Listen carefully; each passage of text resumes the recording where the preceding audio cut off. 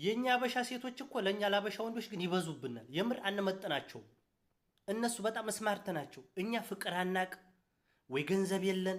ከገንዘቡ ደግሞ ተው ጸባይ እንኳን የለንም። እልም ያልን ገገማ ሰገጤ ከጸባይ ይሉ ጸባይ የለን ነጭናጫ ከዲህነት ላይ አመል ከዛ ላይ ደግሞ ዱላ ካልቀጠቀጥን እንላል። በንግግር ከማመን ይልቅ ዱላ ያስቀድመን።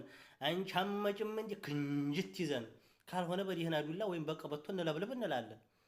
እነሱ እኮ ግለኛ ምቹ ናቸው። አሁን ሰርተው አረብ ሀገር ገንዘብ ያመጡልናል፣ ይሰጡናል።